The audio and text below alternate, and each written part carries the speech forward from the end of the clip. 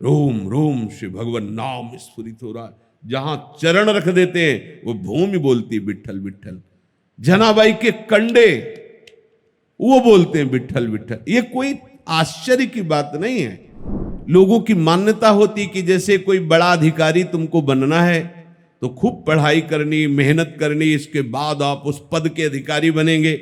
ऐसे ही अनंत कोटि ब्रह्मांड नायक प्रभु से मिलना है तो तुम्हें बहुत मेहनत करनी होगी, बहुत कर्म करने होंगे, बड़ी तपस्या करनी होगी, बड़ा व्रत करना होगा। ये साधक की भूल है। ऐसा लोगों के द्वारा भारी अपराध बन जाता है कि जब ऐसे आचरण वाले वेशधारी निकलते हैं तो सत्य मार्ग में चलने वालों की भी वो अवहेलना और अपमान तिरस्कार कर देते हैं, जिससे उनके लोक परलोक सबका नाश हो जाता है।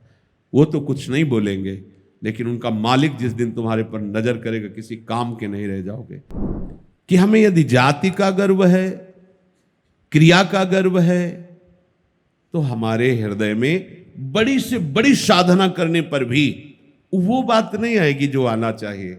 और यदि हम भगवद आश्रित हैं, भगवत प्रीत्यर्थ कर्म करते हैं और निरंतर नाम जप करते हैं, ये बहुत खास बात है कि जो अव्याव्रत भजनात्, देवर्षि नारद जी ने भक्ति सूत्र में वर्णन, अव्याव्रत भजनात्, निरंतर भगवत स्मरण, बहुत बड़ी महिमा है इसकी। जितने भी, अब आप देखो तुकाराम जी अपनी पत्नी से कहते हैं, पत्नी पूछती तुम किस दिशा में जाके बैठ जाते हो, विठ्ठल विठ्ठल, यहां भोग बनाए हम टहलती रहती हैं, कैसे हमें पता चलेगा तुम कहां हो? तो बोले चौराहे पे जाके कान रखना, जिधर मैं बैठा हूंगी वहां उस दिशा की भूमि बोलेगी विठ्ठल विठ्ठल विठ्ठल। क्या? रोम रोम से भगवान नाम स्फुरित हो रहा है। जहां चरण रख देते हैं वो भूमि बोलती विठ्ठल विठ्ठल। जनाबाई के कंडे वो बोलते हैं विठ्ठल विठ्ठल। ये कोई आश्चर्य की बात नहीं है, क्योंकि सर्वाश्चर्य में भगवान नाम है। इतना महामहिम नाम हमें गुरुदेव ने दिया और हम रो रहे, हमें ये जलन वो जलन। अरे दुनिया की जलन समाप्त करने की सामर्थ्य तुम्हें दे दी जो नाम है। तभी तो गुरु के समान किसी और को दाता नहीं कहा गया। सबसे बड़ा दाता त्रिभुवन में कोई है तो गुरुदेव हैं, क्योंकि उन्होंने नाम सुकृत धन अपनी जीवनी अतिहित मान देत वरदान। सबसे बड़ा वरदान गुरु ने दिया, दाता राधा नाम। उन्होंने राधा नाम हमें दान में दिया है। जो ऐसी सामर्थ्य रखता है, सर्वाश्चर्य में सामर्थ्य रखता है, महाप्रेम प्रदान करने की सामर्थ्य रखता है। कोई भी कर्म जो भगवत प्रीत्यर्थ किया जाता है, भगवत सामर्थ्य से हो रहा है, ऐसी भावना रहती है। और हम पर बड़ी कृपा है जो प्रभु ऐसे सत्कर्म करा रहे हैं, वो सीधे भगवत प्राप्ति का स्वरूप होता है। प्रभु श्री कृष्णचंद्र जो अर्जुन जी को कह रहे हैं, कर्मणैव हि संसिद्धि मा स्थिता जनकादयः लोक संग्रह में वापि संपश्यन कर्तुमर्हसि। अर्जुन, ये जो कर्मयुग है ये बड़े बड़े महापुरुषों को भी सिद्धि प्रदान किया है। उदाहरण में बोले जैसे जनक आदि, देखो कैसी स्थिति को प्राप्त हैं विदेहराज जनक कि दिगंबर 16 वर्षीय अवस्था ब्रह्मबोध से संपन्न आप्त काम महापुरुष उनके शिष्यत्व को स्वीकार कर रहे हैं। जनक जी के शिष्यत्व को श्री सुखदेव जी के गुरु हैं जनक जी। शिष्य कैसे हैं? जगत बंदनी परम त्यागी दिगंबर, एक वस्त्र लंगोटी भी नहीं शरीर पे। और गुरु कैसे हैं? सम्राट पद पर बैठे हुए, सब राज वैभव। गुरु हैं, ज्ञानियों के परम गुरु हैं जनक जी महाराज। लेकिन आचरण वैसे ही एक राजा जैसे ही कर रहे हैं। भगवान ने इसीलिए उनका उदाहरण दिया है कि कोई कितनी भी ऊंची अवस्था को प्राप्त हो जाए, कभी शास्त्र मर्यादा का उल्लंघन नहीं करना चाहिए। देखो ये बड़े बड़े महापुरुष, इनको किसी भी कर्म करने की अब आवश्यकता नहीं, क्योंकि पूर्ण काम है, परम तत्व ज्ञाता हैं, देह में रहते हुए विदेह हैं, कैसी महामहिमा, पर वो क्रियाएं सब वैसे ही कर रहे हैं जैसे एक राजा कार्य करता है, वैसे ही। देखो अम्बरीश जी महाभागवत परम प्रेमी, और उनके विपक्ष में खड़े हैं परम त्यागी दुर्वासा, लेकिन वो भगवत आचरण करते हुए, निरंतर नाम जप करते हुए भगवत प्रीत्यर्थ प्रजा की सेवा कर रहे हैं। तो परिणाम में सुदर्शन चक्र उनकी रक्षा में, और भगवान सदैव उनको अपनी गोद में लिए हुए। राजा जनक जैसे अनेक महापुरुष इसी योग के द्वारा तत्वबोध को प्राप्त हो गए, परमात्मा प्राप्ति कर लिया है। चाहे वर्तमान में हो या भविष्य में हो, कोई भी यदि परमात्मा प्राप्ति करना चाहता है तो इस योग को धारण करना होगा। कैसे धारण करेंगे? आपको जो भी मिला हुआ है, शरीर, मकान, धन, वस्तु, परिवार, वो आपके लिए नहीं है। प्रत्युत आपका योग प्राप्त कराने के लिए आप उसे सेवा में लगा दो। परिवार की सेवा, समाज की सेवा, संत सेवा, भगवंत सेवा। जब हम स्वसुख भोग से देखते हैं ये मेरी पत्नी है, ये मेरी संपत्ति है, मैं इसका भोगता हूं, वही बंद गया। क्रिया वही है, पर ये भगवत आदेश है, उस आदेश का पालन करने के लिए मैं सेवा कर रहा हूं। अब यही योग बन जाएगा, यही परमात्मा प्राप्ति का। देखो इतने बड़े महापुरुष हैं रैदास जी, पत्नी है ना, परिवार है ना, देखने को एक गृहस्थ, लेकिन स्थिति बड़े बड़े विरक्तों के द्वारा जो प्राप्त की जाती वो है उनके हृदय में। संसार में जो भी तुम्हें मिला हुआ है, यदि उसके तुम स्वामी बनोगे, भोक्ता बनोगे, तो यही तुम्हारे बंधन का कारण होगी। और वो मेरे को मिली हुई वस्तु सेवा के लिए है, जगत सेवा, भगवत सेवा, भगवत प्रीत्यर्थ नाम जप करते हुए यदि आपके पास जो भी है वो सेवा के लिए मिली हुई, शरीर से लेकर वस्तु तक, उसका परिणाम क्या होगा? योग। योग का तात्पर्य भगवत प्राप्ति। मनुष्य सांसारिक पदार्थों की प्राप्ति की तरह सोचता है कि परमात्मा भी किसी क्रिया का फल है। ऐसा विचार बड़ी भूल है। इसका रहस्य बता रहे हैं। अभी कह रहे हैं कि आपको जो भी वस्तुएं मिली हुई हैं उसको सेवा में लगा दो तो तुम्हें परमात्मा प्राप्ति हो जाएगी। अब उसका आंतरिक रहस्य कह रहे हैं कि उपासक ये सोचता है कि क्रिया करने से ही भगवान मिलेंगे, परमात्मा प्राप्ति होगी। वो ये मान लेता है कि कर्म का फल भगवान है। बोले ऐसा विचार बड़ी भूल है। लोगों की मान्यता होती कि जैसे कोई बड़ा अधिकारी तुमको बनना है तो खूब पढ़ाई करनी, मेहनत करनी, इसके बाद आप उस पद के अधिकारी बनेंगे।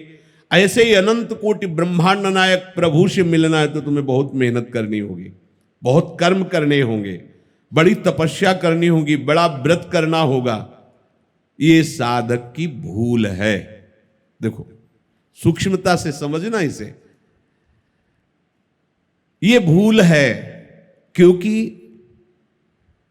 ये जो मनुष्य योनि मिली है इसमें हमारा पूर्व राग है साथ में।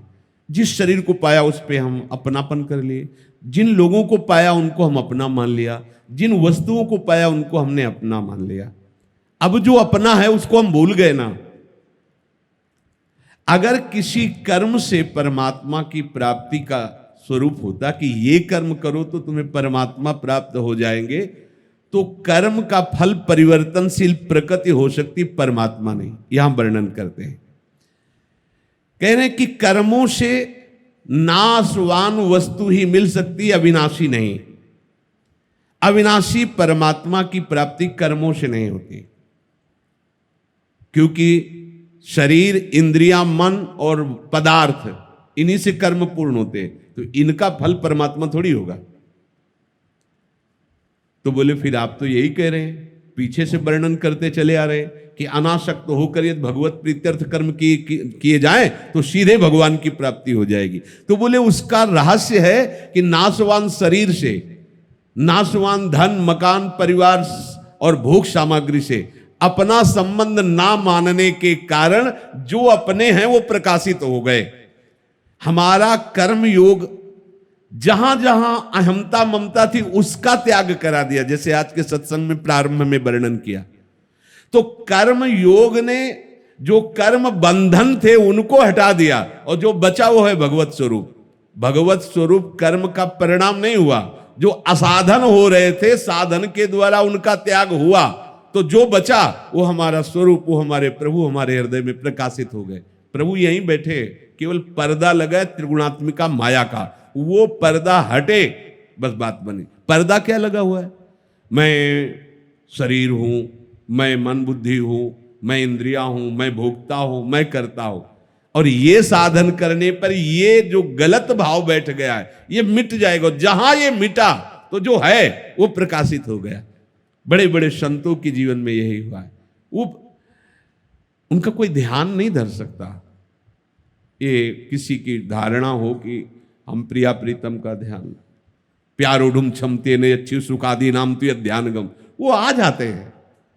वो जब देखते हैं ना यशोदा मैया भाग रही प्रभु के पीछे पीछे, लालजू की करधनी बजती जा रही है, पीछे मुड़ के देख, मैया अत्यंत सुकुमार हैं, पसीना से लथपथ हो रही, वेणी के फूल गिलते जा रहे, फूल की छड़ी लिए, रुक जा तू बड़ा उपद्रवी है, मानेगा नहीं, आज तुझे तो बांधूंगी और पीटूंगी। लालजू पीछे देख, बड़े बड़े मुनिजन जिनका ध्यान करते, ध्यान में नहीं आते, मैया पीटने के लिए पकड़ नहीं पाई मैया। जब प्रभु ने देखा मैया थक गई, श्रम युक्त हो गए, तो पकड़ में आ गए। समझ रहे हो? उपासक जब भगवत प्रीत्यर्थ कर्म करता है और अहंकार गलित हो जाता है कि अब मैं नहीं कुछ कर पाऊंगा और दैन्य हो जाता है, तो ठाकुर अपने आप पकड़ में आ जाते हैं। बात यह है, खूब बांधने की चेष्टा कर रही, 2 अंगुल छोटे,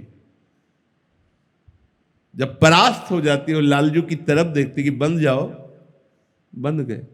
सोचती इतनी छोटी कमर मेरे लाला क्यों पूरे घर की रस्सियां समा गई है क्या? नहीं, बंधन में आ रहा। जब नेत्र से नेत्र मिला कि लाला बंद क्यों नहीं रहा है, वो बंध गए। जब दैन्य भाव होकर भक्त रोता है, रुदु सुस्वरम राजन, अब मेरे से नहीं हो पाएगा कुछ, हे नाथ अब तो आप अपनी करुणा से मिल जाओ, मिल गए। पर ये आया तभी, देख लो, पहले गोपीजनों ने लीला गायन किया, लीला अभिनय किया, खोजा वृंदावन की हर लता भूमि, सबसे पूछ रही मेरे प्रीतम श्री कृष्ण को देखा, खोजते खोजते जब वो नहीं मिले तो सब रुदुस्वरम राजन कृष्ण दर्शन लालसा। अब क्या हुआ? ऐसा आर्त भाव, ऐसी दैन्यता कि अब कुछ नहीं कर सकता हो गया। क्या हुआ? ठाकुर जी कहीं से आए क्या? नहीं, स्पष्ट वर्णन है। तासा मावीर, वही उनके बीच में आविर्भाव हो गया प्रभु का। तासा मावीर भूत छौरी, इसमें मान मुखाम्बुजा, पीतांबर धरा सृग्वी, साक्षान मनमथ मन, कोटि कोटि कामों के दर्प का मर्दन करने वाले परम सुंदर श्री लालजू महाराज उन्हीं के बीच में प्रकाशित हो गए। इसलिए सांसारिक वस्तु की प्राप्ति की इच्छा, सांसारिक भोगों के भोगने में सुख बुद्धि और मैं करता भोगता, ये जब तक नहीं मिटता तब तक परमात्मा तत्व का अनुभव नहीं होता।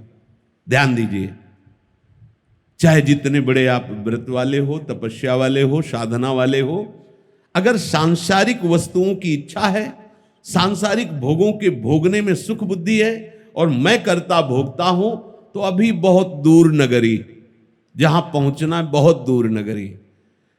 और अगर हर वस्तु को प्रभु की सेवा में लगा दो, अपने जीवन को प्रभु में, प्रभु के स्मरण में लगा दो, जो भी परिवार या विरक्त जैसे भी भाव से रह रहे हो, प्रभु मुझे जैसे रख रहे मैं वैसे रह रहा हूं, मैं प्रभु का हूं, प्रभु मेरे, तो कहीं दूर नहीं है, वो यही हृदय में ही प्रकाश। तुम्हारे नेत्रों में दर्शन करने की जरूरत नहीं, वो तुम्हारे नेत्रों में पुतली बन करके बस जाएंगे, वो हटने वाले नहीं। पी मूर्ति नयनन बस है, रोम रोम में हरि रमि रहे, बची न एक ठोर, जिधर देखे प्रीतम ही प्रीतम।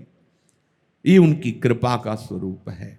पर बिना कर्म किए कोई एक क्षण रह नहीं सकता, तो कर्म होंगे तो उस कर्म को योग बनाने दें, अनासक्त होकर। हमारी कोई वस्तु नहीं, तुदीयम वस्तु गोविंदम तू बेमेव समर्पय। सीधी बात, आपके द्वारा दी हुई वस्तु, व्यक्ति, स्थान, सामग्री से आपकी आराधना हो रही है, आप सबके हृदय में विराजमान है। हे नाथ, आप कृपा करके अपना अनुभव करा दीजिए। बहुत दैन्यता से इस मार्ग में, जब अनासक्त भाव से हम आज, बिना कर्म के कोई रह नहीं सकता कि भाई हमें कर्म नहीं करना ही पड़ेगा, ये प्रकृति करवा लेगी। अब उस कर्म को हम योग बना ले, उस कर्म योग से ही बड़ी बड़ी सिद्धियां मिलती। जैसे उदाहरण में प्रभु ने कहा जनकादया, प्रभु स्मरण कर रहे हैं जनकाद, जैसे जनक आदि बड़े बड़े महापुरुष तत्व ज्ञानी हैं, भगवत प्रेमी हैं, पर वो आचरण वैसे ही कर रहे हैं जैसे लोक व्यवहार में किया जाता है। जो गुरुजनों ने आज्ञा की है उसके अनुसार हमें आचरण करना है। हमारे आचरणों का बिना उपदेश किए हुए दूसरे पर प्रभाव पड़ रहा है। प्रारंभ में सदगुरुदेव भगवान से प्रार्थना की कि सेवक वाणी की व्याख्या आपके श्रीमुख से सुनना चाहते हैं, एकांत में ही। वहां किसी का आना जाना और कोई शिष्य था नहीं। 10वें वर्ष लाडली कुंज में कि कभी कभी थोड़ा तो हम, तो महाराज जी ने कहा सुनने की आवश्यकता नहीं, देखने की आवश्यकता है। हमारी दिनचर्या को देख लो, सेवक वाणी मिलेगी पूरी। महाराज जी ने कहा हमारी दिनचर्या को देख लो, हमारे आचरणों को देख लो, पूरी सेवक वाणी उसी में है। पूरी टीका सेवक वाणी के हमारे आचरण में देख लेना। यह महापुरुषों के कैसे करुणा में वचन थे कि हमारे आचरण को देख लें। प्रभु कह रहे हैं कि जो श्रेष्ठ पुरुष होते हैं उनका अनुकरण सब करते हैं, उनकी बात को प्रमाणित माना जाता है, इसलिए उनको सावधान होकर वही कार्य करने चाहिए जिससे जगत मंगल हो। कहीं भी अपने, अब क्या हो रहा है कि जो ये साधु वेश है, ये ऐसा समुद्र है कि इसमें सब कुछ समा जाता है। जब अधर्माचरण करने वालों को इस भेष का पता चलता है कि इस भेष में सब कुछ छुप जाता है, तो इस भेष को स्वीकार करते हैं। किसी सदगुरु से नहीं, किसी परंपरा से नहीं, मनमाने ढंग से और मनमानी आचरण करके इस भेष को कलंकित कर देते हैं, निंदनीय कर देते हैं। और जब उनकी बात चौड़े पे आती है तब सब लोग सोचते हैं संत ऐसे ही होते हैं। नहीं, ऐसे नहीं होते। भूल न दे कुमारक पाओ, ऐसा नहीं हो सकता। वो अपना बड़ा सा बड़ा कष्ट, दुख, अपमान सह जाएंगे, पर दूसरे का अमंगल नहीं होने देंगे। ये संत की खास बात है। उमा संत कहे यही बड़ाई, मंद करत जो करे भलाई। फिर दूसरे का मंगल कैसे कर सकते हैं? अगर वो संत हैं तो धन की प्रियता, शरीर की प्रियता, भोगों की प्रियता, तो संत किस बात के हैं? संत किसे कहते हैं? जो इन प्रियताओं का नाश कर दिया उसे ही तो संत कहते हैं। अगर शरीराभिमान, शरीर के सुख सामग्री में प्रियता, शरीर संबंधी भोगों की आकांक्षाएं, तो संत कहां है? नहीं। ऊसर बरसई तृण नहीं जामा, जैसे संत के हृदय में कामना उत्पन्न नहीं होती। कैसे? जैसे ऊसर में कितना भी खाद पानी लगाओ बीज नहीं उठता। ऊसर बरसई तृण नहीं जामा, संत हृदय जिम उपज न कामा। जैसे संतों के हृदय में कामना उत्पन्न नहीं हो सकती, क्योंकि संत भगवंत के स्मरण में रहते। संत वही बनता है जिसने निश्चय कर लिया है मैं, मेरा अहमता ममता का प्रभु के चरणों में समर्पण। संसार को जिसने स्वप्नवत समझ लिया वही तो संत है, या संसार को जिसने भगवत स्वरूप समझ लिया वही तो संत है। बड़ा घाटा हो रहा है। वैसे भी संत महापुरुषों का बहुत ही घाटा हो रहा है। जो शास्त्रीय पद्धति से भगवत मार्ग में चलते हुए गुरु परंपरा से सिद्धावस्था को प्राप्त हुए हैं अभी, पर बहुत कम है, अंतर्ध्यान होते जा रहे हैं। और आज के आधुनिक वातावरण में केवल वासनाओं का ही पोषण करने के लिए यदि भेष धारण किया जा रहा है तो बहुत बड़ा घाटा है, क्योंकि साधुता का सर्वनाश हो जाएगा। लोग इसे, कोई भी ऐसे तिलक लगा ले, साफा बांध ले, साधु साधु ऐसा होता है, साधु ऐसा होता है। साधु को क्या समझा, भिखारी समझा है क्या? अरे भगवान भी कहते मुझे जिता दो, तुम स्वीकार कर लो, कहते नहीं, फिर चलो तुम्हारी जैसी आज्ञा, महलों में राखो चाहे झोपड़ी में बास दो, तुम्हारे हैं, जैसा आप चाहो, फिर उनकी राजी में राजी। ऐसा नहीं। साधना का मतलब, उपासना का मतलब सुविधाएं मिल जाना, ये फल नहीं है। ये हमारी साधना का फल अगर ऐसा है तो पापियों के पास बहुत ज्यादा है, फिर उनकी साधना हमसे श्रेष्ठ रही ना? नहीं। अनुकूलता की प्राप्ति की यदि भावना हृदय में, तो साधु ही नहीं है। अरे साधु तो वही जो अनुकूलता प्रतिकूलता को रौंद करके समतुलता में स्थित हो गया है, जो समतुल दंपति रस समतुल, जो प्रभु में आसक्त है। ऐसा लोगों के द्वारा भारी अपराध बन जाता है कि जब ऐसे आचरण वाले वेशधारी निकलते हैं तो सत्य मार्ग में चलने वालों की भी वो अवहेलना और अपमान तिरस्कार कर देते हैं, जिससे उनके लोक परलोक सबका नाश हो जाता है। वो तो कुछ नहीं बोलेंगे, लेकिन उनका मालिक जिस दिन तुम्हारे पर नजर करेगा, किसी काम के नहीं रह जाओगे। चाहे कलयुग हो, चाहे जो भी युग हो, भक्तों की सदा जय हुई है। भक्तों का पराभव विश्वनाश के लिए होता है, ध्यान रखना। भक्तों को जो दंड देता है, भक्तों का जो वास्तविक जो भगवान के उनका विरोध होता है, जो उनको नीचा दिखाने की कोशिश करते हैं, ये मानव समाज का पतन है। पर अब करे तो क्या करे? जो जानते भी नहीं कि साधुता के 5 मिनट कभी बैठ करके प्रिया प्रीतम या प्रभु का ध्यान नहीं करते होंगे, वो घंटों उपदेश देने का अधिकार रखते हैं। 5 मिनट कभी एकाग्रता से अपने अंतःकरण को देखा नहीं होगा कि कहां विचरण कर रहे हैं, वो दूसरे को माया से मुक्त होने का ठेका ले लेते हैं, जानते ही नहीं। कभी गुरु के चरणों में बैठ करके उपदेश नहीं सुना होगा, कभी किसी संत की लंगोटी नहीं धोई हुई होगी, उनकी आज्ञा में जीवन व्यतीत नहीं किया होगा, तो ऐसे ही ब्रह्म तत्व का बोध हो जाएगा, ऐसे ही भगवत तत्व के तुम ज्ञाता हो जाओगे, ऐसे ही उपदेष्टा बन जाओगे।